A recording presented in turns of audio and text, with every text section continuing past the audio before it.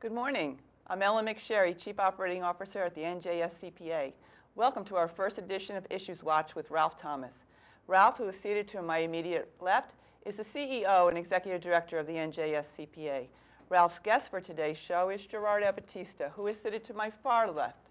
Gerard is a partner with Eisner Amper and is the President of the NJCPA. Before we get started, I want to go over some housekeeping items. The IssuesWatch shows and the related 1 credit of CPE for each show are being offered to you as an exclusive benefit for being a member of the NJCPA. As you watch today's webcast, you will see 3 unique attendance verification letter codes in the form of a graphic on your screen. These codes will be repeated several times throughout the course. You will want to make sure to jot them down, because once the webcast is over, we will want you to click on the Certification tab to fill out the program evaluation and enter the 3 codes that were displayed throughout the webcast. If the codes are supplied, you will receive your CPE certificate.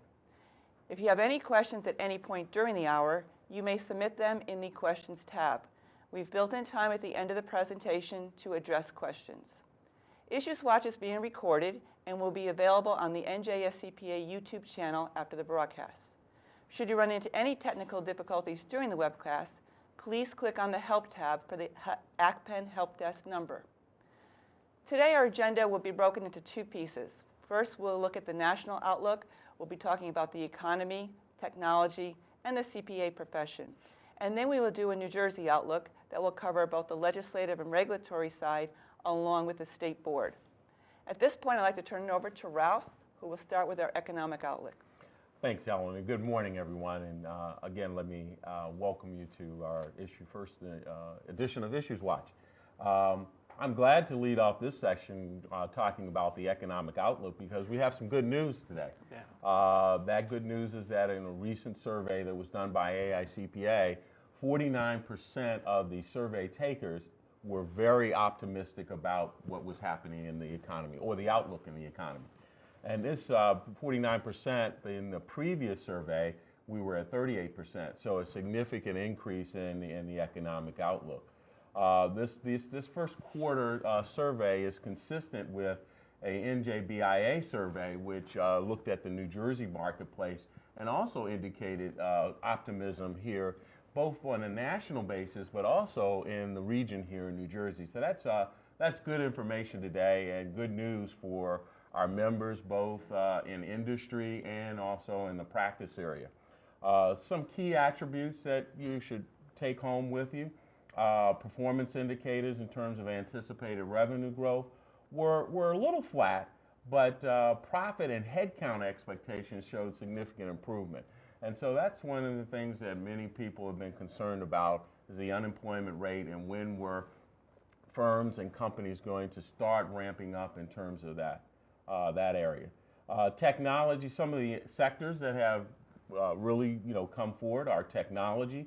They are probably the most optimistic sector, and then followed by construction. Construction is always a bellwether, if you will, in terms of economic recovery. Healthcare and healthcare providers, however, were the least optimistic, which I find kind of interesting since most of us are progressing to that stage where we're going to need healthcare benefits. But the finance and insurance sectors rebounded strongly in this recent quarter.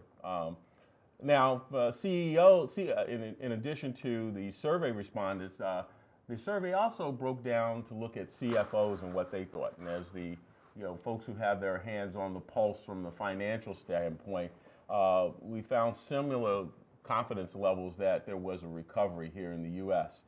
In this quarter. I think it's important that for the accounting profession to have an economic outlook like this because it means that there's opportunity for additional services to be provided. Companies should be in that mindset where they're looking at some of the discretionary spend out there where those projects were pretty much on hold prior, during the economic downturn and the period immediately thereafter. I think, in addition to having, a positive outlook, there are some issues or concerns. There are about 4 top, business challenges, if you will. Certainly the regulatory oversight and regulatory requirements and changes present a huge challenge for the accounting profession, both from the firm perspective and also from industry as well. In addition, employee and employee benefit costs are still a major concern of individuals who took the survey, and I think for businesses in general. In our next edition of IssuesWatch in June, we will be focusing on some of the challenges and opportunities associated with the demographic changes surrounding human capital. A third change is the domestic economic conditions. I'd like to also add to that, I think that the international markets will also, their economic conditions tend to have some play also on what happens here in the U.S. You know, there's that old adage that if there's a cold over offshore, you know, the U.S. sneezes. So we've seen when the foreign markets have reacted negatively, that the U.S. markets have tended to react in a similar fashion. And then sort of the fourth area, and again this focuses on the human capital issue, is the availability of skilled personnel. We're in a situation where we have 4 generations of individuals in the workforce, and a significant portion of those generations are the baby boomers and the matures. And they're starting to get comfortable to the point that they're saying, you know, I'm ready to retire. And so the huge challenge is going to be, how do we backfill those individuals who will be leaving the workforce, and with the kinds of skill sets. So again, on our June IssuesWatch forecast, we'll be talking about those demographic changes and what are some of the things that firms, industries need to be cognizant of, and more importantly, you know, what is these demographic changes, what are the implications on the accounting profession? So I'm excited about this economic outlook. I think people in general are excited. There's still some cautious optimism, if you will, because we still look in our rearview mirror sometimes and see the 2007 to 2009 time frame, and I don't think we'll forget that time frame. So our hope is that, again, that this economic outlook will carry through to the next quarter, and that we'll see opportunities for firms and industry to really progress here in the U.S. So again, stay tuned for future updates. We also did a society update in terms of the region here with our colleagues from New York and Pennsylvania, and we had similar findings that there was a tremendous optimism, particularly here in the New Jersey marketplace. And historically, New Jersey and the Atlantic region has not been as optimistic as the overall nation in this area. So anybody else have, I guess, any other different thoughts or feelings on that? No, it's good information. Why don't we turn it over to Gerard now for the technology update. Thanks, Ellen.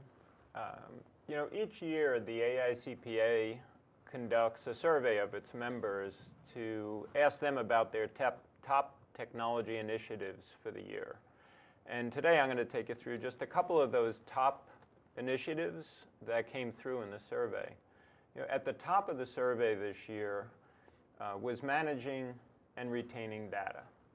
As you know, companies today are looking at tremendous amounts of data to analyze their business, the marketplace, and to make decisions. And need to make sure that the policies and controls that are in place keep pace with that growth in the data.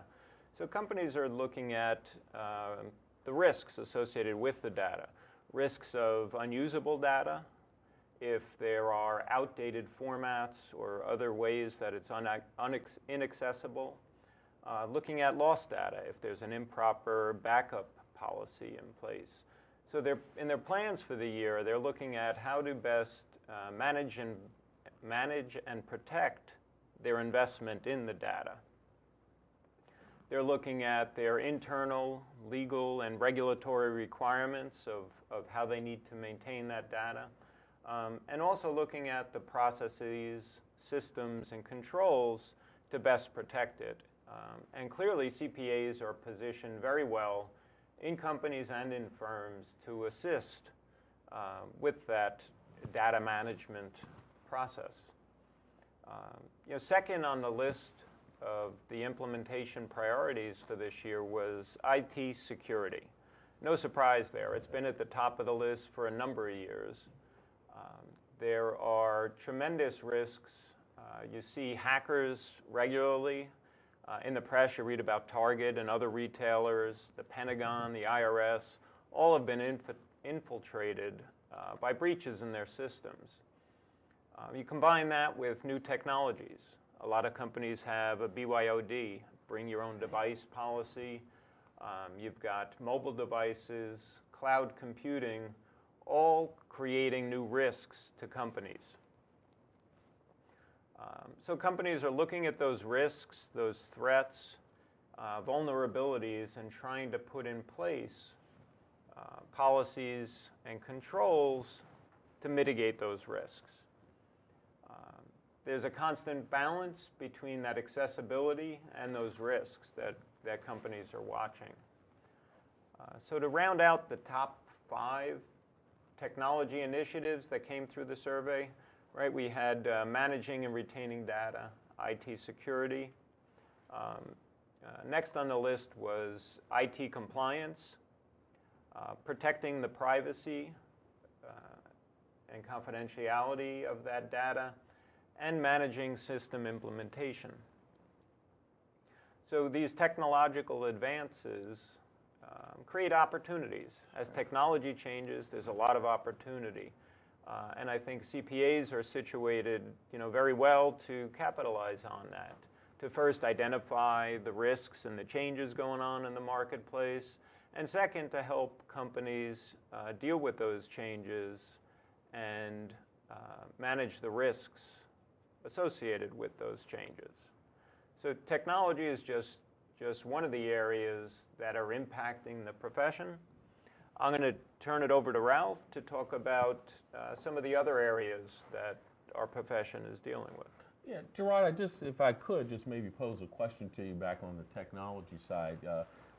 We all, and I know I don't consider myself one of the most technological wizards, but what do you see, while there's opportunity for firms with respect to their clients, what do you see as some of the challenges for firms in today's marketplace with technology changing so quickly?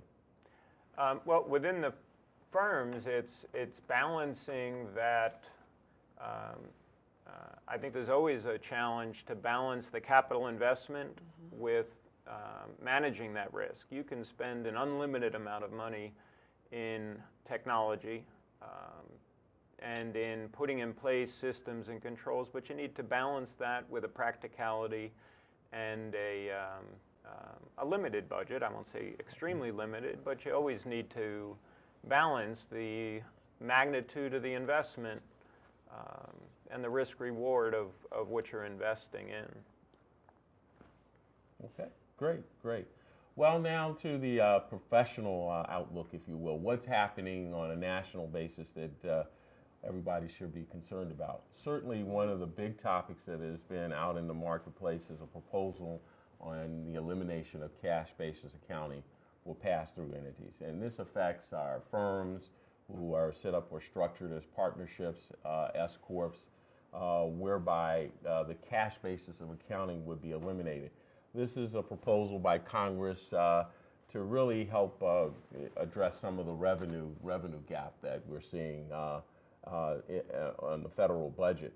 But it has a huge implication on firms. Just think of new partners coming in and the fact that now instead of paying taxes on the cash collections, you're paying taxes on revenue that has been earned but not collected. So it could have significant cash flow implications on firms and also on new partners or partners in general coming in to have to come up with funding that uncollected cash, the tax on uncollected cash collections. So the profession has been very focused on that and has outreached to Congress, members of Congress, to try to urge them to not support this proposal. There's a proposal both in the Senate and also in the House, and it's gaining a little momentum, and it's a little bit concerning. So I know here in New Jersey, we've reached out to the members of our congressional delegation particularly those that are on the key committees that are addressing this, the House Ways and Means Committee in the House and the Senate Finance Committee. So stay tuned for more on that. We may be reaching out to our members to ask for their assistance and outreach to members of the New Jersey congressional delegation to talk about this. There are a number, obviously this is a year where we're approaching the midterm elections. And if you're a political beagle, you know that generally nothing gets done in the midterm when midterm elections are coming up, particularly as it relates to tax reform. And tax reform is something the profession has been really focused on over the years to try to move to a more simplistic and easier tax process. But I think it's safe to say that we probably will not see any major tax reform here in 2014 because of the midterm elections.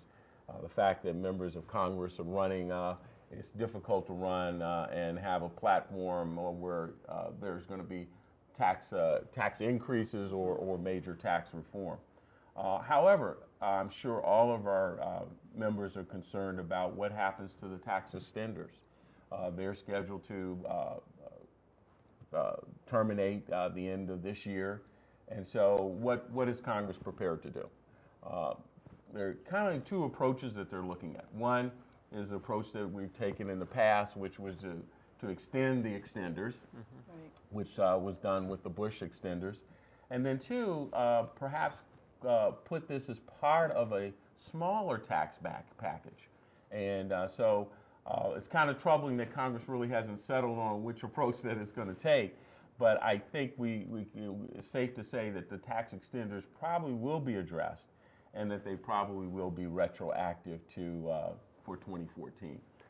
So stay tuned. We will certainly be covering that and following that here at the Society and having that information. Our hope is that it's done before the end, before December 31st, 2014. Yeah. But if history is any indication of the future, it will probably not be done by that time. So I know that will challenge a lot of our members who operate in the tax space in terms of how they advise their clients.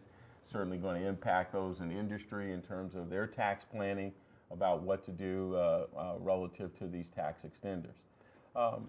You know, Ralph, you had talked about the unlikelihood of tax reform coming through this year, and I would agree with you totally there, but Senator Camp has put out a lengthy proposal that if you go through some of the provisions within his proposal, it may set the groundwork for future tax reform and tax changes. And you know, he made in his proposal some of those extenders part of a permanent change and many other areas. So his proposal may be the starting point of some of what may come in the future after the midterm elections or beyond that.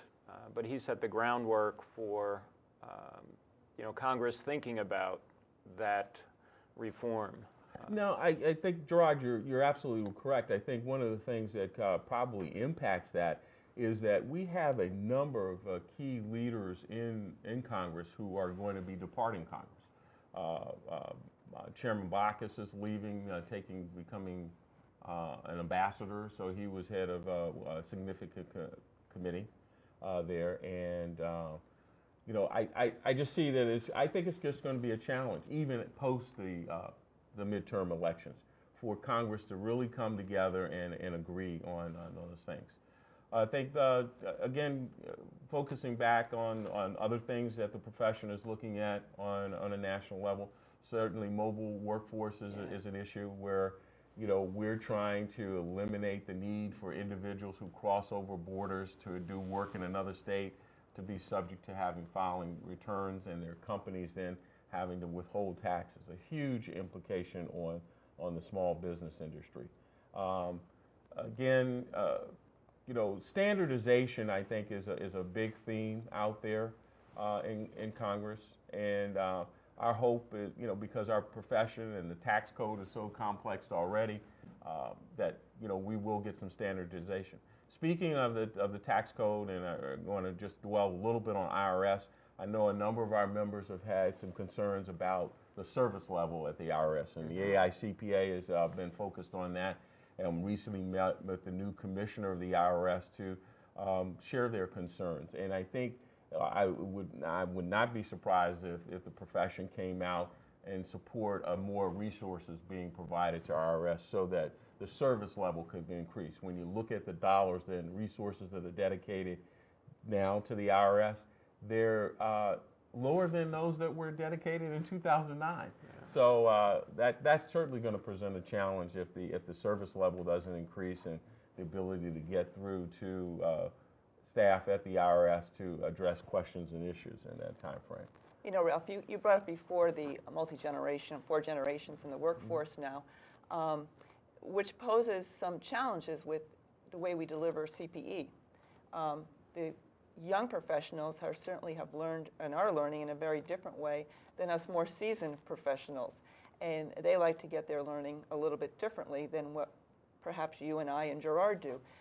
Perhaps you can fill us in a little bit about what the AICPA is looking at nationally in terms of where the types of learning is going. Sure, great question or point, Ellen. The profession is really looking to, they've established a CPE futures task force, if you will, in terms of learning. And so I would venture to say there's a white paper that will, and not the typical white paper that's like 35, 40 pages, but I think a white paper that will address how we will tackle that very issue going forward. And I think what you'll see is a blended learning format because, again, with 4 generations of workers in the workplace, you've got the baby boomers who like traditional face-to-face engagement. You have our X's, Y's, and millennials who want to take CPE or study at 2 o'clock in the morning or be able to have what we refer to as on-demand. And I think then you'll have a change in the delivery platform too. Because again, the whole theme is flexibility and I think competency. Historically, we have been CPE has been a compliance model, if you will. And I think now with the need to develop individual skill sets more, we're going to be looking at a competency. What are people learning as they take CPE? Right. And how can they learn? Just in time, you're going to go, Gerard, you have a client call on a particular matter. You want to be able to access information that's going to help you to make that call and assist that that client. And it's got to be something that can be readily available and flexible, and not where you have to wait for a course. and I think that ready accessibility, the readily accessible information. People are doing research today, and it's how can the profession look at that and combine what is truly learning and increasing competency and have that be relevant to what we currently call CPE. People are learning, and that's the goal of CPE, is for people to continue expanding their competencies. And clearly that in-the-moment learning doesn't fit into today's definition of CPE.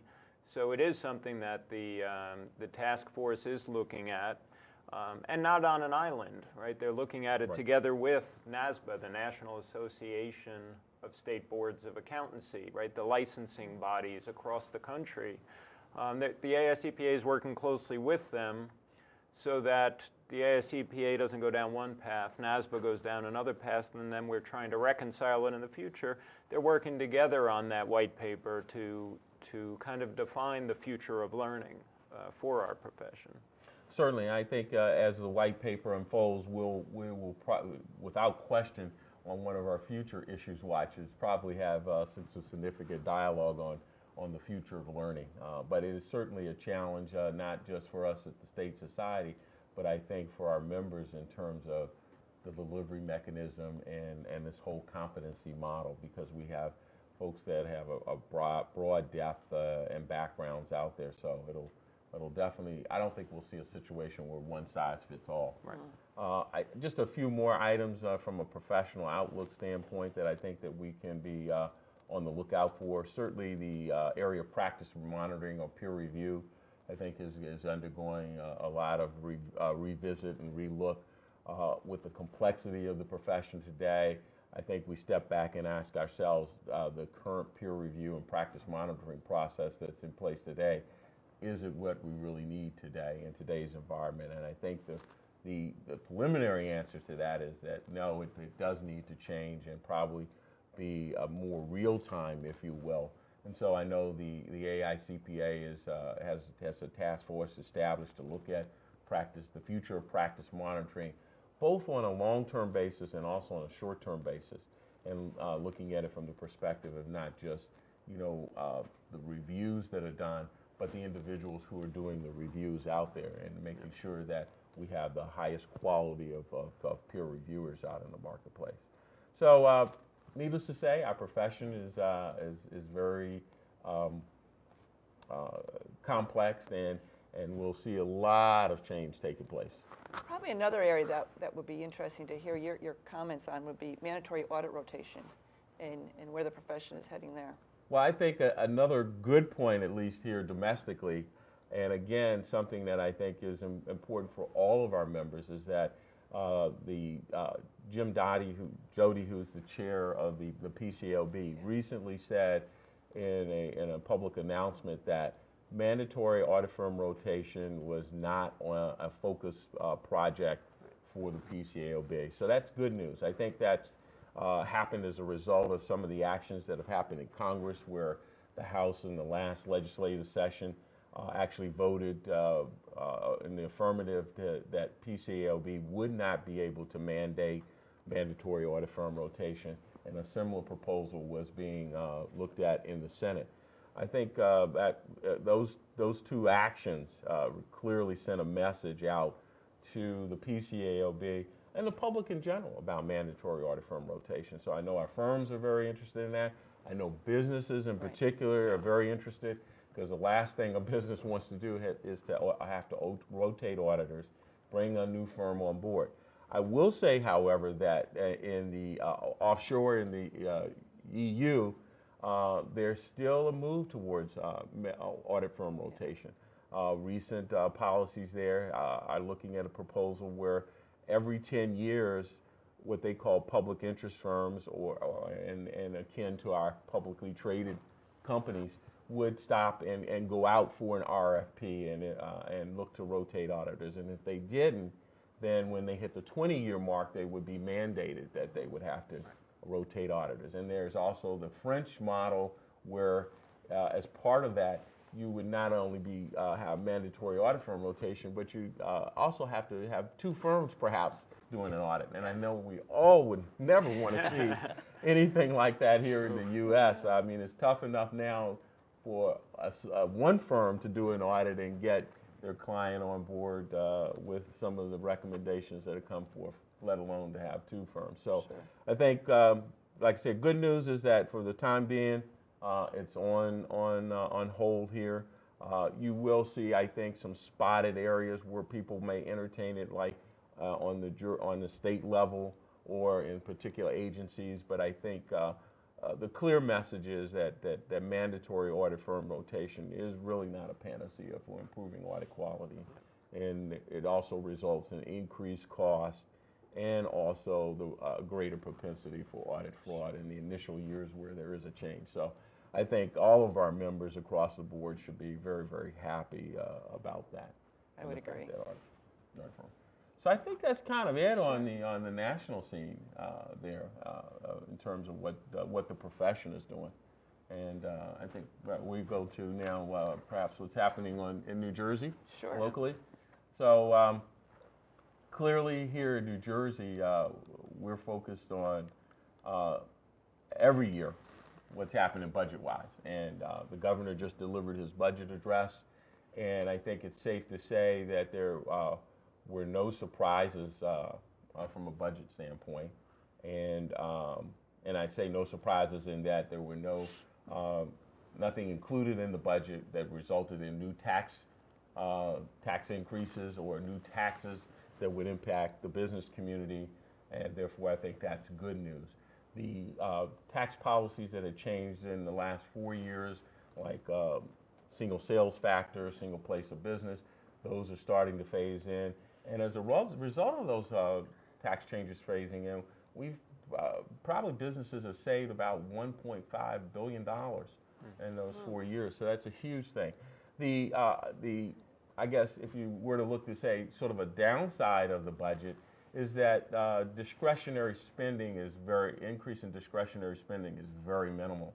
And that's due to the fact that a lot of the increase in this year's budget over last year's budget is due to funding mandatory pension payment requirements and employee benefits for government costs. So again, good news, no new increases in taxes on a state basis. Certainly, we're working to try to get the administration focused on looking at some things that could have a stimulus to the business community here. A number of our members came together over the Christmas holidays, of all things, to work on a concept paper to submit to the Lieutenant Governor through the state chamber to talk about preferential treatment on capital gains, enhancement of the angel tax credit. And we also snuck in to do something to provide estate tax relief, which is, I think, an issue on every member's mind. Yeah. And not only from those on the practice side, but certainly those in the business and industry side. We have just had too much of a leakage of citizens leaving New Jersey because of the tax policies here. So if there is some way that we could start to address the estate tax issue, that would certainly, I think, be a key initiative to keeping people to stay here. And I think it would help to make us competitive with our border states, New York and Pennsylvania, because I think that's an issue that really provides an opportunity. Again, also at the state level, we're looking to continue to forge our relationship with the Division of Taxation. Michael Bryan, who's the director there, has been a great ally and a partner with the society. And we'll probably be doing something with Michael in the near future where he'll be opening himself up and his staff up to entertaining questions from our members. And I think that's, again, the Division of Taxation's initiative to be more taxpayer and tax practitioner friendly, if you will. So stay tuned for that. I think it'll be great. But again, we're working very hard this year to get some things addressed, both from a tax policy standpoint and also to get the administration focused on what it can do, what more it can do to stimulate business growth here in the state. And I know, Ralph, you mentioned Lieutenant Governor Guadagno a little earlier. Her main focus is increasing business in the state, and there's a number of programs out there for businesses that are interested through the New Jersey EDA or other organizations with the state that are trying to attract and retain businesses to encourage businesses to grow within the state. So though there's not a lot addressed in the state budget, there are organizations within the state government that are attempting to make the state more business friendly, and we could debate all day the effectiveness of that, but it is out there and there are some attempts. So if people aren't aware, they should know that there are organizations in the state that if you're having trouble or you're debating leaving the state, to reach out and see what type of incentives are out there, what type of programs are out there to help people, help companies stay within New Jersey. Yeah. And on that point, you know, the Lieutenant Governor has just about given everybody in the state her cell phone number. Yeah. So if you don't have it, let us know, call in, we'll make sure that you get it. And the good thing, the beauty of it is when you call, you do get a call back on your issues. But I think that is key. And I think one of the things that we're going to be looking to do is connect our members with those agencies and bring that to the forefront so that they can know what they can do to help their clients, and if you're in the industry side, that you can do to help your employer. I think a couple other things that we're focused here on New Jersey, and we've been working very, very hard on appeal bond caps. It's been a very frustrating initiative because we've been working on it, it seems like forever, for about 4 years. And basically, what we're trying to do is to minimize the litigious environment. And when I say minimize it, not make the current position here in New Jersey is that if you lose a lower court decision, you have to post a bond equal to the jury award. And you know, some of the jury awards that come out here in New Jersey are just huge. And they really, literally put a business at risk of survival. So our hope is that, you know, we will get an appeal bond measure through that will allow a cap that's reasonable, similar to what was done on the tobacco when we were having all the tobacco lawsuits. And that will help the business community here, because when firms and organizations look to relocate or establish business anywhere, they look at a couple of factors. They look at the skill set of the talent level in a particular jurisdiction. They look at the airlift and transportation systems. They look obviously at the tax policy as well. And they also look at the litigious environment. You know, what's the environment for litigation in here? And that, on that point, New Jersey is challenged because we are viewed as a very litigious state, and therefore it makes businesses and organizations hesitant about coming here or expanding their business here. And on the appeal bond cap, there are a number of states that have the appeal bond caps in place, and that puts us at a disadvantage compared to those other states with us not having that cap in place. Absolutely. And speaking of competitive, I'm sure all of us have seen some of the recent ads from New York about the tax-free zones and a few of those. So I think, you know, it's a wake-up call. It's hopefully a wake-up call to New Jersey that we need to be a little more aggressive in that area. But I think, too, hopefully a wake-up call to our members that, you know, you have a voice. As citizens here in New Jersey, the one thing that you have is that ability to, you know, reach out to your state senator or state assembly person and tell them your concerns. And again, this is an area where we're going to look to increase our presence by bringing together our members with key lawmakers and regulators so that the voices can be heard on some of the issues and concerns. As a matter of fact, there's an upcoming meeting with the state treasurer that NJCPA is hosting, and the society is a co-host of that. And we hope that a lot of our members would attend that event. It's going to be, and we'll have the date posted on our website. There's an opportunity to talk to the state treasurer and share some of the concerns or provide some ideas. And I think too, I hope too is that our members will get more involved in their local municipalities, because after all, CPAs are the trusted advisors. They bring objectivity, and I think they bring a tremendous business acumen to the table that can be helpful to local lawmakers in that regard. We were fortunate, we just had our board meeting, and we had Phil Kirshner, who's now the former president and CEO of NJCPA, and I think Phil touched on a number of things that our members should be concerned about, and that's paid sick leave is a huge, huge issue, not just in New Jersey, but across the country. And then recently, I believe in New York, a bill was passed and signed that it provided paid sick leave for a segment of employees in a certain size group. So these are huge implications for businesses that they'll have to take a look at. And certainly those are the things that we're going to have to be on guard when we look at, you know, what happens down the road in New Jersey and for future budgets that come up. But I think, you know, again, good news is that the current budget does not have any new tax increases, so that's great. And that, you know, hopefully it will start to send a message, if you will, in terms of what's happening out in the marketplace here today. Good. Thanks, Ralph. Gerard, I know you had some things you wanted to discuss on the state board.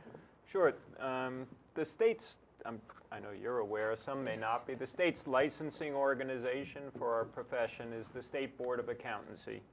Right, and the State Society has had a great working relationship with the Board of Accountancy for a number of years, and we're able to provide input into the ongoing discussions at the Board of Accountancy. We're attending their monthly meetings. We're providing input on issues that they're dealing with. You know, we're able to provide input both at those monthly meetings and outside of them, really looking for issues that are impacting our profession and voicing our opinion on those issues. So a couple of developments at the State Board of Accountancy. One, the longtime executive director of the State Board is retiring at the end of this month. Bill Mandeville will be retiring. We've had a good working relationship with Bill and wish him well in his retirement. And Khalid Madden will be serving as the acting executive director after Bill's retirement while the state looks for a permanent position there. Some new things that have happened in the last few months. In January, Governor Christie signed a new legislation that impacts all professionals in the state, but as it relates to CPAs, has two areas that have a significant impact. One is the so-called 5-year death penalty, and the other is on reciprocity. So the 5-year death penalty, under the old law, if someone had not renewed their license for a period of 5 years, in order to reinstate their license, they'd have to retake the CPA exam, something that I'm sure no one would want to do. As a matter of fact, I've always said in a lot of our meetings that CPA stands for can't pass again. There you go. And it would be a challenge. There's a lot more in terms of regulation out there today than there was a number of years ago when I passed, and I think many members would feel similarly. Certainly, people are competent in their area of practice, but the exam covers a wide range. And you might say, well, why would a member possibly let their license or not renew their license for a period of 5 years? I'm sure there are some people that affirmatively take that action and decide not to renew. I'm sure there are some out there like that. But there are some that it's accidental. If they move, the State Board of Accountancy, that letter, that renewal letter, does not get forwarded to their new address. It goes to dead mail. So it could be an accidental instance where a member or a licensee doesn't renew for a number of years. Well, what the new legislation does is if a licensee doesn't renew for 5 years, to get that license reinstated, they would not need to retake the CPA exam.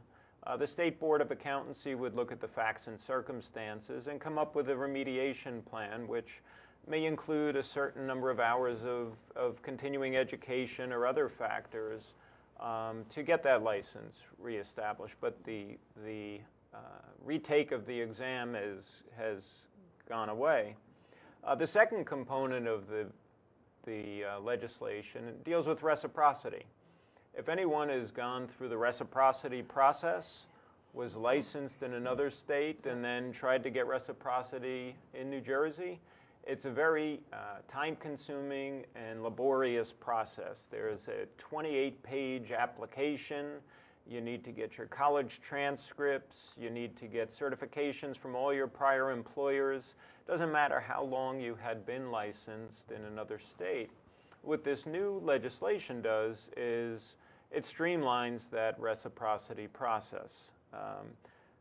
The process isn't defined yet, except the law talks about the streamlining process, and we're working closely with the Board of Accountancy to develop that streamlined process and forms that go with it to make sure that it could be as simple as you're licensed in another state with an unblemished record, you've been active in your license, the state police do a background check, and you're able to get that reciprocity in a quick and relatively painless process. So we're working with the State Board on implementing the process and the forms to go along with that new legislation. I think the one challenge there, because I too hope that this will come through, is that we're having to do this legislation covers about 35 professional boards that have exam or licensing requirements. So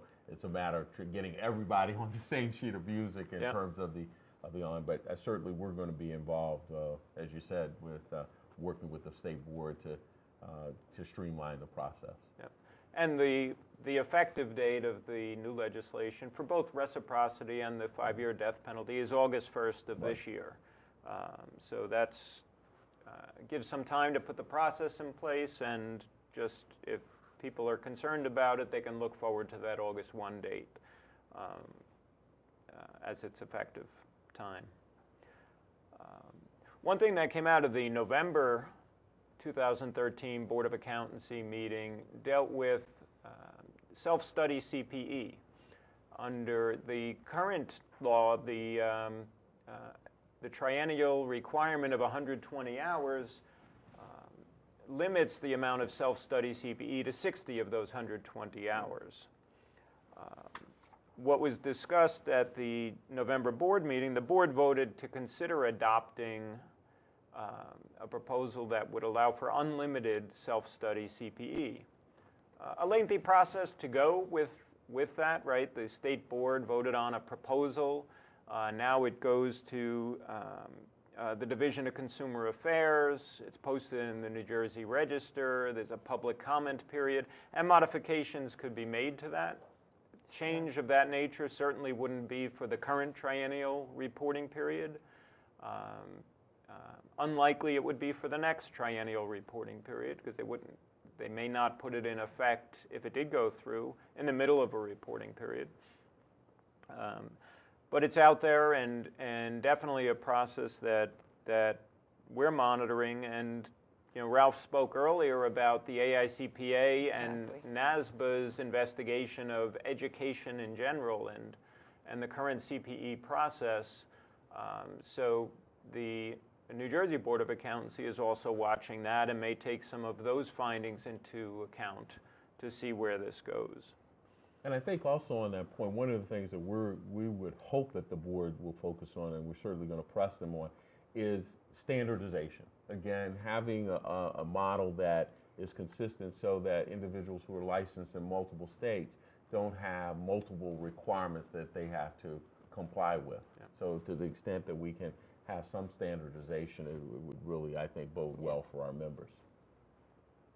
And the final item from the Board of Accountancy, 2014 is the last year of the current triennial reporting period.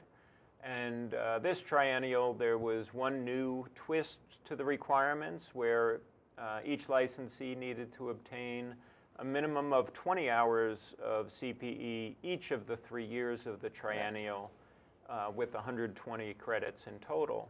So even if a licensee through the first 2 years received 120 credits, they'd still have to get the minimum of 20 in that third year. So just something for licensees to be aware of and monitor in their own CPE compliance. And I would just say, add again, I hope licensees will get their CPE in early, not wait to the last moment. Yeah. And you know, that while we'd love to have a New Year's Eve party up here at the society, I don't think they would want it to be focused on CPE. But we'll be here if we have to be for that. Well, thank you both. I think very informative. We do have questions from the audience. Sure. And the first one really is for you, Ralph. Person wrote in, thank you for the detailed economic outlook. My question is, why do you think so many survey takers have a positive outlook on our economy, given that the national debt is approximately $17 trillion? Raising taxes or cutting spending to reduce the debt will surely hurt our economy. Are folks just ignoring the elephant in the room? That's a good question. I think there is optimism because there has been a lot of negativism out there. And so I think people have taken a very cautious path since the economic downturn. And I think you know, they're now, I think, a little more comfortable that we're on the road to recovery. It's not a speedy recovery because as we look at unemployment figures, they're still down. So I think there is optimism from the standpoint that people do see things changing. And I think, too, with the changing demographics that we're seeing in other surveys, that there is a projection of a tremendous growth in small businesses. And small businesses that are not the small businesses that we've seen in the past, but small businesses that are rising up from underrepresented minority groups. And I think that that's important to see a new influx of entrepreneurial capital coming into the marketplace. And I think along, to address some of the specifics in the question, I think the improving outlook on the economy is all relative to where we've been the last number of years, right? It's a more optimistic outlook. I don't think the elephant in the room of the debt and some other issues are being ignored. They're out there. They were there a couple of years ago. They're there today. They do need to be dealt with, but I think the feeling is we're in a better place today, or the outlook for the coming year is better than the outlook was a year ago today. Yeah, and I think across all fronts, you're seeing individuals saving more. I mean, we have a positive save rate. That's something we've not seen in the past. So I think that people are poised to expend more, but in a cautious manner. And you look at some of the other key statistics, like on the construction side, you're seeing that. And I think, nationally, initiatives have been put in place in terms of the interest rate has remained extremely low, so it's provided an opportunity. So you're seeing movement on all different fronts, and I think on some key fronts that are typical indicators that that make people, I think, a little more positive and optimistic. I think the one other thing, and I just, I always listen to things that the Federal Reserve, I think, just did sort of one of their tests on their top 30 or top 100 banks, and it came back very, very positive in terms of their ability to deal with, a downturn. So I think that, those kinds of things are important as well. Good. Well, we have time for a couple more questions. Jordan, I'm going to pose this one to you as someone who's practicing in public accounting right now. It's been almost a year since the AICPA released FRF for SMEs. Is there a market acceptance? It's an interesting question. I think the biggest impact that the AICPA coming out with FRF for SMEs had was the Private Company Council, the portion of the FAF, Financial Accounting, and the FASB. The Private Company Council, I think, accelerated their issuance of certain pronouncements dealing with non-public entities. I think that was one of the biggest impacts. It just accelerated that process of the FASB moving on those non-public entity standards. As far as acceptance, I know many of the banks who are the users of the financials have been made aware of it. Particularly, I think it was a bank down it was outside of New Jersey, where they had just recently come out through their whole lending group and made their lenders aware that they were going to be accepting any statements under the FRF for SMEs. So there is acceptance in the marketplace from a technical standpoint. I know from a New Jersey firm standpoint, firms that I've spoken with, although they and their clients are aware of it, I've not heard much in terms of companies issuing financials under the FRF for SMEs within the state. I have not heard any firms that have been using that extensively or at all, for that matter, at this point. So lending community seems to understand it, and verbally indicated they would consider it for some of their customers. But to date, I've not seen a wide usage of it or any usage of it within firms I've spoken with within the state. Thank you. Thank you. Ralph, you spoke to audit firm rotation. We have a question from the audience. Is partner rotation recommended? Well, partner rotation was certainly recommended back when we had Enron WorldCom. I think the challenge is, if you are a smaller firm where you may have a smaller number of partners, And I'll just take here in New Jersey an example on governmental audits. We have a number of small firms that do governmental audits because they've developed a specialty in that, but they don't have maybe a large number of partners. So there could be a problem in terms of implementing partner rotation in that regard. So I think that's something we'll have to continue to look at and see if that, it's not a solution for all firms. Okay, thank you. One last question. Can you update us on the FASB and IASB proposal to issue a single standard for revenue recognition? I'll take that because I don't punt that one, Ralph? I'll take that. I would say it's still a work in process. March 14th, I think FASB came out, I remember reading something about that was going to be released. They're looking at an effective date of, I believe, January 1, 2017. There's still some work to be done. This is one of those projects that's been in the works for a long time because, as you can imagine, there's a significant number of comments were received about trying to set a global standard for revenue recognition. And so, as you can imagine, change is something that's always difficult to embrace. Yeah. And the FASB and the IASB have been working to try to address all of the comments that they've had, and it's just really taken a long time, as well as some of the other convergence projects out there. So, but this, based on what I read out in the space there, it's probably going to be maybe a month or two before the final version will be out and then we're ready to move forward. Okay. Okay. Well, thank you, Gerard. Thank you, Ralph. Is there one more question? Okay, I think there's one more question that somebody's hunkered to get answered. Well, I don't have any in my question box. So, is there something else that? Was that? No. No, we're good. Okay. We're good well, to certainly, if there are further questions. And you could certainly shoot us questions afterwards. We will use the open forum to be able to answer them for you.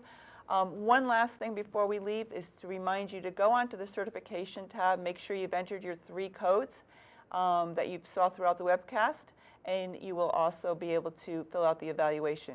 We look forward to seeing you at our next Issues Watch. Thanks. Have a great weekend.